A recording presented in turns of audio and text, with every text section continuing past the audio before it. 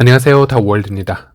파이 네트워크 10월 기본 채굴률이 시간당 약 0.015개로 감소가 되었습니다. 지난달 대비 약 3.28% 감소된 속도라고 볼 수 있겠는데요. 7월부터 감소된 기본 채굴률을 확인해 보면요. 각각 2.95%, 11.32%, 6.52%씩을 보여주었습니다. 지난 8월이나 9월에 비해서는 상대적으로 채굴 감소율이 낮아진 것으로 확인이 되고 있습니다. 파이 네트워크의 채굴률은요, 프로젝트의 시작점인 2019년 3월을 기준으로 해서 지속적으로 감소되어 왔었습니다. 2020년 4월까지는 채굴률이 50%씩 감소하는 말 그대로 반감기 공식으로 감소가 되어 왔었지만, 현재는 반감기 공식이 아니고요, 매월 기본 채굴률을 조금씩 떨어뜨리는 방식으로 알고리즘이 변화된 것을 확인할 수 있었으며, 이로 인해서 파이 네트워크 가입자 수와 현 진행되고 있는 채굴률의 변화에 대해서 더 유연하게, 더 즉각적으로 대처할 수 있는 시스템을 갖추게 되었습니다.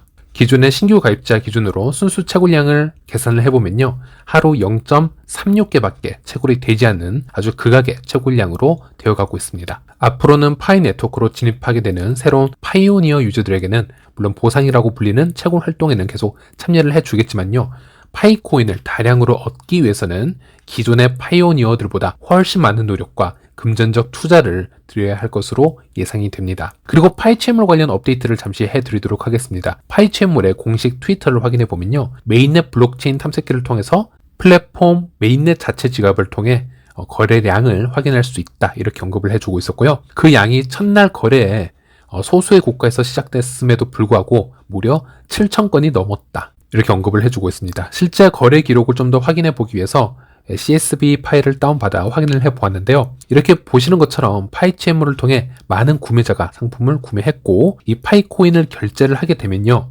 이 파이코인이 바로 판매자 지갑으로 전달되지는 않습니다. 파이채물은 에스크로 시스템을 사용하고 있기 때문에 일단 이 파이코인은 파이채물 메인넷 지갑으로 이렇게 한데 모이게 되는데요. 일단 이 양을 확인해 보니 총 7,899건이 메인넷 지갑으로 전송이 된 것을 확인할 수 있었고요.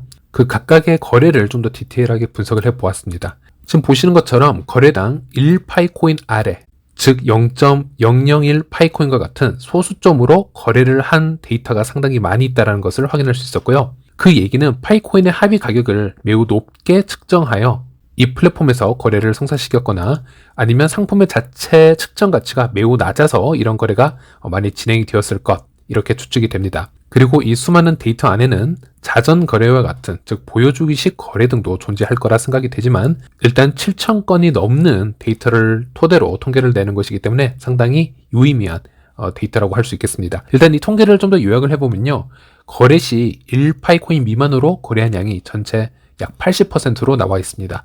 당연히 거래 횟수 기준으로 80%입니다. 즉 파이채물에서 예를 들어서 10번의 거래가 일어났다면 그중 8번은 0.01 파이코인, 0.05 파이코인 또는 0.0001 파이코인, 이런 식으로 거래가 일어났다는 뜻이 되겠죠. 그리고 이 표를 보시면 아시겠지만 전체 96% 이상이 거래당 11개의 파이코인 미만으로 거래를 성사시켰다는 것을 알 수 있었습니다. 이 수치만 보고 한번 현 상황을 판단을 해보자면요, 제일 먼저 정말 많은 파이오니어들이 파이코인의 합의 가격 자체를 상당히 높게 잡고 있지 않았나, 이런 생각이 들었고요.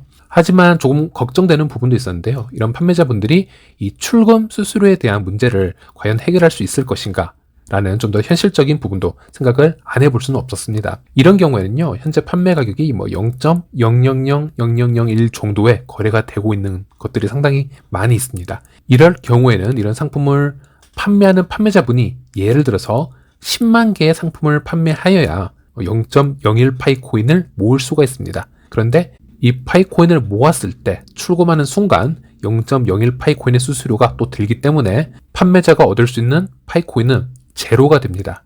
기존에 팔았던 10만 건의 노력, 투자 부분을 생각을 해본다면 이런 현실적인 부분도 좀 진지하게 생각을 해서 넘어갈 수밖에 없을 것 같습니다. 그리고 지금은 파이채물에서 거래를 함에 있어서 추가 수수료가 발생하고 있지는 않습니다. 하지만 미래에는 이 플랫폼 자체에서 또 다른 추가 수수료가 발생할 수도 있기 때문에 미래에는 이런 부분들도 다 고려를 해서 일회성 거래가 아닌 좀 더 지속적으로 거래가 될 수 있는 그런 중간 지점을 찾는 방법도 아주 중요할 것이라 생각이 됩니다.